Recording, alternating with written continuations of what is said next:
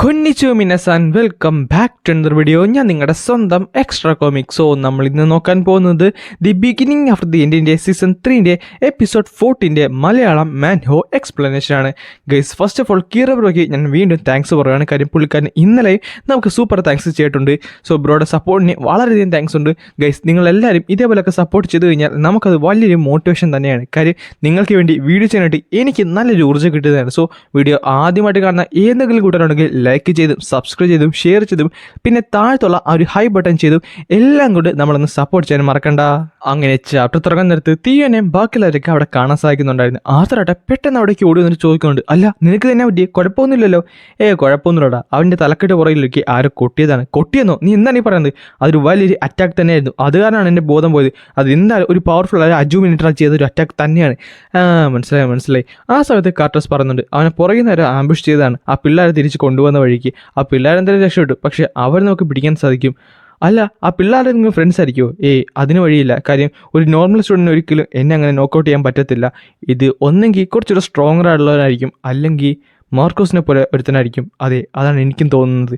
അല്ല, നീ അറ്റാക്കറിൻ്റെ വിഷ്വൽ എന്തെങ്കിലും കണ്ടോ? എനിക്ക് ഒന്നും ശ്രദ്ധിക്കാൻ പറ്റില്ല. എൻ്റെ ബോധം പോകുന്നതിന് മുമ്പ് അവൻ്റെ കയ്യെ കയറി ഞാൻ മുറുക്കി പിടിച്ചിരുന്നു. ഈ സമയത്ത് ആർത്തർ സിൽവയോട് ചോദിക്കുന്നുണ്ട്, അല്ല സിൽവി, നമ്മൾ കായുടെ കയ്യിലും ഒരു ഇഞ്ചുറി കണ്ടില്ലായിരുന്നോ? ഞാൻ കണ്ട പോലെ എനിക്കും തോന്നുന്നുണ്ട്.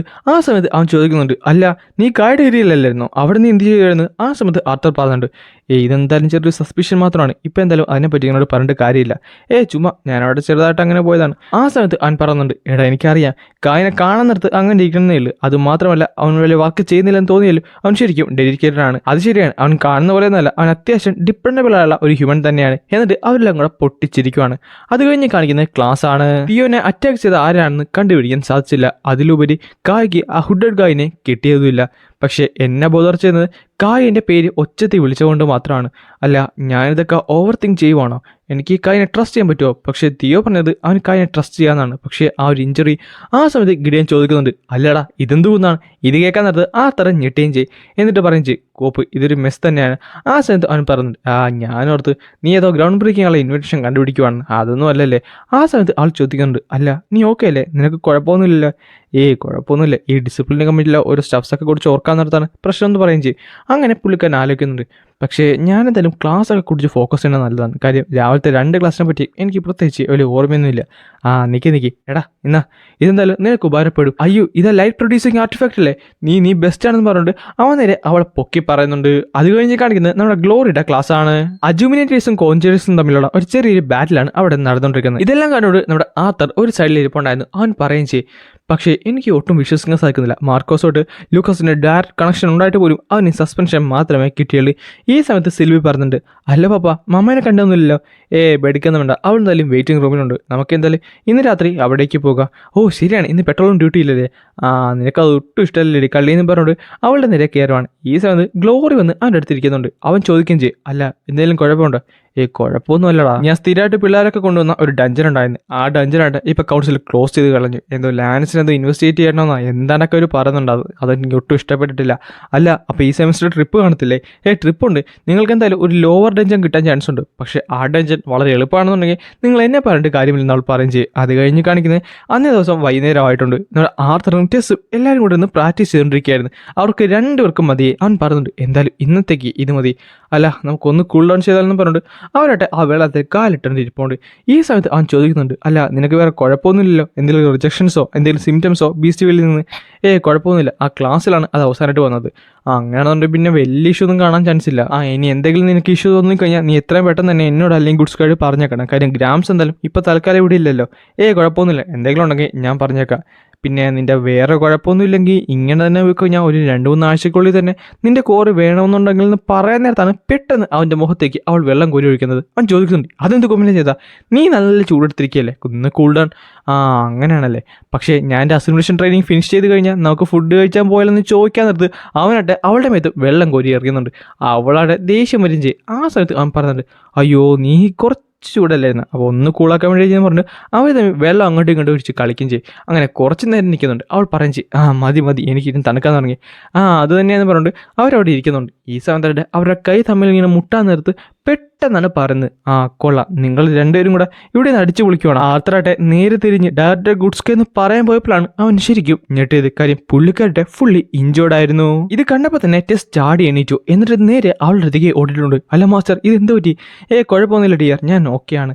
ആ സമയത്ത് അവൾ പറയും ചെയ്യും, ഞാൻ ജസ്റ്റ് ഇത്രയും നാളിങ്ങനെ അനങ്ങാതിരിക്കല്ല, സോ ഒന്ന് സ്പാറിംഗ് ലെസണിലൊക്കെ ഒന്ന് അറ്റൻഡ് ചെയ്യാൻ വേണ്ടി പുറത്തിട്ട് ഇറങ്ങിയതാണ്. ആ സമയത്ത് ആർത്തർ ചോദിക്കുന്നത്, അല്ല ഞാനോർത്ത് താങ്കളുടെ കൗൺസിലിംഗ് മീറ്റിംഗിലാണെന്നാണല്ലോ. അത് കൊള്ളാം, അതന്നെയാടാ, എനിക്ക് സ്ട്രെസ് ഒന്ന് കുറയ്ക്കാനായിട്ട് എൻ്റെ ഡിസിഷൻ മാറ്റിക്കൊടുന്നില്ലോ. ആ സമയത്ത് ടെസ്റ്റ് പറയുന്നുണ്ട്, അതൊക്കെ മാറ്റിക്കോ, പക്ഷേ ഇങ്ങനെയൊക്കെ ചെയ്യണം, ഇത് താങ്കളെ നോക്കിയേ. കുഴപ്പമൊന്നുമില്ല, ഞാൻ ചുമ്മാ ചെയ്തല്ലേ, എന്നാലും ഇനി ഞാൻ നോക്കിക്കോളാം എന്ന് പറയാൻ ചെയ്യേ. ആ സമയത്ത് അവൻ ചോദിക്കുന്നുണ്ട്, അല്ല നിന്റെ ക്ലാസ് തുടങ്ങാൻ ടൈമായില്ലേ, നിനക്ക് കുഴപ്പമൊന്നുമില്ലെങ്കിൽ ഞാൻ നിലവിലുള്ള കാര്യം ബാക്കി നോക്കിക്കോളാം. അങ്ങനെയാണെന്നുണ്ടെങ്കിൽ കുഴപ്പമൊന്നുമില്ല, എന്തായാലും ഞങ്ങൾ അസൽമിഷൻ എക്സസൈസ് ഇന്ന് ഫിനിഷ് ചെയ്തിട്ടുണ്ട്, എന്തായാലും നാളെ കാണുമെന്ന് പറഞ്ഞിട്ട് അവനോടൊന്നും പോകുന്നുണ്ട്. ആ സമയത്ത് ആർത്തറിന് ഒരു കാര്യം ഉറപ്പായിരുന്നു, അതായത് നമ്മുടെ ഡയറക്ടർ ഗുഡ്സ്കെ എന്തോ വലുത് അവൻ്റെ ഉള്ളിൽ നിന്ന് ഒളിപ്പിക്കുന്നുണ്ട്. അങ്ങനെ പിറ്റേ ദിവസമായി നമ്മുടെ എജിയും ആർത്തറും കൂടെ ഒരു ക്ലാസ് അറ്റൻഡ് ചെയ്തിരിക്കുമായിരുന്നു. ഈ സമയത്ത് ആർത്തറിന് നന്നായിട്ട് ഉറക്കം വരാനുണ്ട്. അപ്പോൾ അവൻ ചോദിക്കുന്നുണ്ട്, നീ ഇന്നലെ കിടന്ന് ഉറങ്ങിയൊന്നുമില്ലേ? കുഴപ്പമൊന്നുമില്ലായിരുന്നു. അല്ല ഞാനെന്തായാലും കുറച്ച് താമസിച്ചാണ് വന്നത്. ഒന്നാമത്തെ കാര്യം ഇന്നലെ ആ ക്ലബ്ബിൽ പോകണമായിരുന്നു. ക്ലബ്ബോ? ഇതെന്ത് സംഭവമാണ്? നീ അറിഞ്ഞില്ലായിരുന്ന? ഞാൻ ചെയിൻ കാസ്റ്റിംഗ് റിസർച്ച് ക്ലബ്ബിൽ കയറി. അവിടെ കുറേ പെമ്പിളാരുണ്ട്. വെറുതെ അല്ല നീ പോയി കയറിയത്, നീ കയറിയില്ലെങ്കിൽ അത്ഭുതമുള്ളൂ. അങ്ങനെയൊന്നുമല്ല. ഒന്നാമത്തെ കാര്യം അവിടെ കുറേ കാര്യങ്ങൾ നമുക്ക് കണ്ടുപിടിക്കാൻ സാധിക്കും. അതിലുപരി നമുക്ക് അവിടെയുള്ള റിലേഷൻഷിപ്പും എല്ലാം തന്നെ മനസ്സിലാകുമെന്ന് പുള്ളിക്കാരൻ കിടന്ന് കാണുന്നുണ്ട്. പെട്ടെന്നാണ് സാറ് പറഞ്ഞത്, അല്ലേ ജീനായി, നീ കുറച്ചുകൂടെ ഒച്ചത്തിൽ പറഞ്ഞാൽ ആ ബാക്കിലിരിക്കുന്ന പിള്ളേർക്കും കൂടെ കേൾക്കാൻ പറ്റും കേട്ടോ. വേണമെന്നുണ്ടെങ്കിൽ നിനക്ക് ഇവിടെ ഒന്ന് ക്ലാസ് കൊടുക്കാതിനെ പറ്റി. ഇതൊക്കെ കാണത്ത് എല്ലാവരും കൂടെ കിടന്ന് പൊട്ടിച്ചിരിച്ച് അവനെ കളിയാക്കുന്നുണ്ട്. എന്തായാലും ടോപ്പിക്കിലേക്ക് നമ്മൾ തിരിച്ചു വന്നു കഴിഞ്ഞാൽ നിങ്ങൾക്ക് എല്ലാവർക്കും അറിയാവുന്ന പോലെ നിങ്ങളുടെ ഫെല്ലോ ക്ലാസ്മേറ്റ് കഴിഞ്ഞ ദിവസം ഒരു ദാരുണാന്ത്യം സംഭവിച്ചിരുന്നു. അവന്റെ ശരീരത്തെ അക്സെപ്റ്റ് ചെയ്യാൻ പറ്റുന്നതിൽ കൂടുതൽ പവർ ഉള്ള കാരണമായിരുന്നു അത് സംഭവിച്ചത്. എന്തായാലും അവൻ എന്താണ് പറ്റിയെന്ന് നമ്മുടെ റിസർച്ചേഴ്സും ബാക്കിയുള്ളവരൊക്കെ കണ്ടുപിടിക്കുന്നുണ്ട്. പക്ഷേ എനിക്ക് പറയാനുള്ള ഇത്ര മാത്രമാണ്. സോ നിങ്ങൾക്ക് എന്തെങ്കിലും തരത്തിലുള്ള പവർഫുൾ ആയ ആർട്ടിഫാക്ട് കിട്ടിക്കഴിഞ്ഞാൽ അത് യൂസ് ചെയ്യുന്നതിന് മുമ്പ് എന്തുകൊണ്ടും ചിന്തിക്കണം. കാര്യം നിങ്ങൾക്ക് താങ്ങാൻ പറ്റുന്നതിലും അപ്പുറമാണ് അതിൻ്റെ അകത്തുള്ള മേനെന്നുണ്ടെങ്കിൽ നിങ്ങളുടെ മസിൽസ് ഒക്കെ അത് ഗ്രോ ചെയ്യും. അത് മാത്രമല്ല ചില സമയങ്ങളിൽ പെർമനന്റ് ആയുള്ള മസിൽ ലോസ് ഒക്കെ ഉണ്ടാവും. എന്നാൽ ഏറ്റവും ഫൈറ്റില്ല എന്ന് പറയുന്നത് ചിലപ്പോൾ നിങ്ങളുടെ ജീവൻ വരെ നഷ്ടപ്പെട്ടേക്കാം. അല്ല ഞാൻ കേട്ടത് അങ്ങനെയാണെന്നല്ലോ, അവൻ ജീവനോട് ഉണ്ടായിരുന്നു, അത് കഴിഞ്ഞ് എന്തോ പറ്റിയെന്നല്ലേ? അതൊക്കെ ശരിയാണ്, പക്ഷേ മാർക്കോസിന്റെ കേസ് കുറച്ച് എക്സെപ്ഷൻസ് ഉണ്ടാകും. അതിനെപ്പറ്റി എന്തായാലും നമുക്ക് ഇവിടെ സംസാരിക്കേണ്ട കാര്യമില്ല. ഞാൻ പറഞ്ഞത് ഈ ഒരു ഇൻസിഡന്റിനെ പറ്റിയാണ്. സോ നിങ്ങൾക്ക് എന്തെങ്കിലും ഇതേപോലത്തെ ഇൻസിഡന്റ് വന്നു കഴിഞ്ഞാൽ നിങ്ങൾ എന്തുകൊണ്ട് സൂക്ഷിക്കുന്നത് നല്ലതാണ്. അങ്ങനെ ഉച്ച കഴിഞ്ഞിട്ടുണ്ട്. ആർത്തന്റെ ക്ലാസ്സാണ് പിന്നെ നടക്കാണ്. ആ സമയത്ത് ആർത്തർ പറഞ്ഞുണ്ട്, എന്തായാലും കഴിഞ്ഞ കുറച്ച് ദിവസങ്ങളായിട്ട് നിങ്ങൾക്ക് ആർക്കും തന്നെ ഞാൻ പറഞ്ഞതിനെ പറ്റി ഒന്നും മനസ്സിലായിട്ടില്ല. അതുകൊണ്ട് തന്നെ ഞാൻ ഇത്തവണ ചെറിയൊരു ഹിന്റ് തരാൻ പോയാണ്. ലെസ്റ്റർ, നീ എന്തായാലും താഴിക്കുക. ഞാനോ? അതെ നീ തന്നെ. അല്ല ഞാൻ വന്നായിരുന്നോ? അപ്പോൾ എല്ലാവരും കണ്ടോ, നമ്മുടെ ലെസ്റ്ററാണ് എൻ്റെ ഓപ്പോണന്റ്. ഞാൻ ഇവനെ 2 അറ്റാക്ക് ചെയ്യാൻ പോവാണ്. 2 സെയിം അറ്റാക്സ് ആയിരിക്കും എന്ന് പറഞ്ഞിട്ട് ഒരു പേപ്പർ അവൻ 2 അറ്റാക്ക് കയറും. എന്നിട്ട് പറഞ്ഞു, ഞാൻ എന്തായാലും ഒരു അജുമിനേറ്റർ ആയതുകൊണ്ട് തന്നെ ഇത്ര അടുത്ത് നിന്ന് തൽക്കാലത്തേക്ക് ഒരു ലോങ് റേഞ്ച് അറ്റാക്ക് യൂസ് ചെയ്യുന്നു പറഞ്ഞിട്ട് ആ പേപ്പർ ചുരുട്ടും. എന്നിട്ട് അവൻ്റെ കയ്യിൽ വെക്കുകയും ചെയ്യും. എന്തായാലും എല്ലാവരും ശ്രദ്ധിച്ചോ, ഇത് നോർമൽ അറ്റാക്ക് ആണെന്ന് പറഞ്ഞിട്ട് ആ പേപ്പറെ അവൻ ഊതുന്നുണ്ട്. അതായത് തൊട്ട് ഫ്രണ്ടിൽ വന്ന് താഴത്തേക്ക് വീഴുകയും ചെയ്യും. സോ എല്ലാവരും കണ്ടല്ലോ, ഇനി ഞാൻ യൂസ് ചെയ്ത അറ്റാക്ക് എന്നാന്ന് കാണിച്ചിരുന്നു പറഞ്ഞിട്ട് ആ പേപ്പർ ചുരുട്ടി അതിൻ്റെ അകത്ത് വെച്ചുകൊണ്ട് അത് ഊതുന്നുണ്ട്. ഇത് വന്ന് അവൻ്റെ തലയിൽ വീഴുന്നുണ്ട്. സോ ഇത്രയും മാത്രമേ നിങ്ങൾ അറിയേണ്ടതുള്ളൂ. ഇതാണ് അജുമിനേറ്റേഴ്സിനുള്ള ഹിന്റ്. പിന്നെ കാണിക്കുന്നത് ലാൻസിന്റെ റൂംസ് ആണ്. ഈ സ്ഥലത്ത് ആൾ ചോദിക്കുന്നുണ്ട്, അല്ല നിനക്കറിയാവോ ലാൻസ് വേറെ എന്തിനാണ് നമ്മൾ ഇവിടേക്ക് വിളിച്ചതെന്ന്? എന്തോ ഡഞ്ചൻ്റെ എന്തോ കാര്യത്തിന് വേണ്ടിയാണ്, അത്രമാത്രം എനിക്കറിയാലോ. അപ്പോൾ അവളെന്തെങ്കിലും കണ്ടുപിടിച്ച് കാണൂല്ലേ? ഈ സമയത്ത് അവളും അവിടേക്ക് വരുന്നുണ്ട്. എന്നിട്ട് പറയും ചെയ്യും, എന്തായാലും നമ്മൾ 3 പേരുള്ള കാര്യം ഞാൻ ഫോർമാലിറ്റീസ് ഒക്കെ ഇവിടെ സ്കിപ്പ് ചെയ്യുകയാണ്, ഞാൻ ഡയറക്റ്റ് കാര്യത്തിലേക്ക് വരാം. എന്തായാലും കൗൺസിലിൽ ഞങ്ങൾ നിന്നെ ഇവിടേക്ക് തിരിച്ച് വിളിപ്പിക്കാൻ കാരണം എന്ന് പറയുന്നത് നമുക്കൊരു ഡഞ്ചനെ പറ്റി അറിയാനായിട്ടാണ്. അതിന്റെ ഡഞ്ചൻ്റെ അത് നമുക്ക് കുറച്ചധികം ട്രേസസ് കിട്ടി, കുറച്ചധികം മേജസിന്റെ. അത് ഈ ഡിക്കാതനിൽ ഇല്ലാത്തത് എന്നാണ് ഈ പറയുന്നത്. എനിക്കൊന്നും മനസ്സിലായില്ല. ഇവിടെ ഇല്ലാത്ത മേസിന്റെ എക്സിസ്റ്റൻസിനെ പറ്റിയുള്ള തെളിവ് കിട്ടിയെന്നോ? അതെ, അതെന്തായാലും കുറച്ച് നാളെ നമുക്ക് കിട്ടിയിട്ട് അതെന്തായാലും ഇത്ര നാൾ കൺഫേം ചെയ്യാൻ വേണ്ടി വെച്ചിരിക്കുവായിരുന്നു. ഇപ്പോൾ എന്തായാലും കൺഫേം ആയിട്ടുണ്ട്. അതെ കൺഫേം ആയിട്ടുണ്ട്. നിനക്ക് കിട്ടിയ ആ ഒരു മെറ്റീരിയൽ അത് നമ്മുടെ ഡിക്കാത്തനിൽ നിന്ന് കിട്ടിയതേ അല്ല. അത് മാത്രമല്ല, എന്നാൽ ആ മെറ്റീരിയൽ ഒട്ടും നിസ്സാരമല്ല. അതിൻ്റെ ഉള്ളിൽ തന്നെ മാനയും ബീസ് ഫൈബറും എല്ലാം തന്നെയുണ്ട്. സോ അതെന്തായാലും ഡിക്കാത്തനിൽ നിന്നല്ലെന്ന് ഉറപ്പാണ്. അതുകൊണ്ട് തന്നെ അത് കിട്ടിയ ആ ഒരു ഡഞ്ചൻ നമ്മൾ ശരിക്കും ഒന്ന് അന്വേഷിക്കേണ്ടതായിരിക്കുന്നു. ഈ കാണുന്ന മാപ്പ് ആ ഡഞ്ചൻ്റെ ആണ്. ആൻഡ് ഈ 4 സ്പോട്സ് ഉണ്ടോ, ഇവിടെയാണ് അൺയൂഷ്വൽ ആയുള്ള കുറച്ചധികം കാര്യങ്ങൾ നമ്മൾ കണ്ടത്. Especially titanic blood veins. അത് കുറച്ച് റെയർ ആയുള്ള ബീസല്ലേ? അവരെങ്ങനെയാണ് 4 സൈഡ് ഒരുമിച്ച് വരുന്നത്? അതാണ് നമുക്ക് ഏറ്റവും കൂടുതൽ അറിയേണ്ട ഒരു കാര്യം. സോ ഈ ഒരു പോയിന്റിൽ നിന്ന് വേണം നമ്മൾ എന്തായാലും നമ്മുടെ പരിപാടി തുടങ്ങാനായിട്ട്. ആൻഡ് ഇവിടുന്ന് ഓരോ കാര്യങ്ങൾ കണക്ട് ചെയ്ത് പോയാൽ മാത്രമേ ഈ ഡഞ്ചൻ എന്നുമാത്രം വലുതാണെന്ന് നമുക്ക് മനസ്സിലാകത്തുള്ളൂ. ആ സമയത്ത് അവൻ പറയുന്നുണ്ട്, ഞാനായിരുന്നു ഇത് മുന്നോട്ട് കൊണ്ടുപോയിക്കൊണ്ടിരുന്നത്, പക്ഷേ ആ എനിക്ക് മനസ്സിലായി, ഞാൻ ഒരു സെൻസറി മാജിക് ടൈപ്പ് ആയതുകൊണ്ട് തന്നെ എനിക്ക് ലാർജർ ഏരിയ കവർ ചെയ്യാൻ പറ്റും പെട്ടെന്ന് തന്നെ. അതെ, അതിനുവേണ്ടിയാണ് നിന്നെ ഈ മിഷന് വേണ്ടി ഞങ്ങൾ തിരഞ്ഞെടുത്തുള്ളത്. ഇത് കുറച്ച് ഡേഞ്ചറസ് ആയിരിക്കും, പക്ഷേ നീ എന്തായാലും ഒറ്റയ്ക്ക് വർക്ക് ചെയ്യുന്നതായിരിക്കും കുറച്ചുകൂടെ നല്ലത്. മിക്ക ഞങ്ങൾ ഓൾറെഡി തിരക്കിയിട്ടുണ്ട്. സോ പുള്ളിക്കാർ വന്നു കഴിഞ്ഞുണ്ടെങ്കിൽ നിങ്ങൾ പറ്റുമെന്നുണ്ടെങ്കിൽ നിങ്ങൾക്ക് രണ്ടുപേർക്കും കൂടെ ഒരുമിച്ച് വർക്ക് ചെയ്യുന്നതാണ്. പക്ഷേ ഡാവ്സിൽ ആ ഒരു മിഷൻ തീരാൻ എത്ര നാളെടുക്കുമെന്ന് നമുക്ക് പറയാൻ സാധിക്കത്തില്ല. ആ സമയത്ത് പുള്ളിക്കാരെ പറയുന്നത് ചെയ്യും, അത് വേണ്ട, ഞാൻ എന്തായാലും ഒറ്റയ്ക്ക് ഇത് നേരിട്ടോളാം. ഇതെന്തായാലും ഇമീഡിയറ്റ് ഉള്ള ഒരു കാര്യം തന്നെയാണ്. അത് മാത്രമല്ല ഇത് കുറച്ച് എമർജൻസിയാണ്.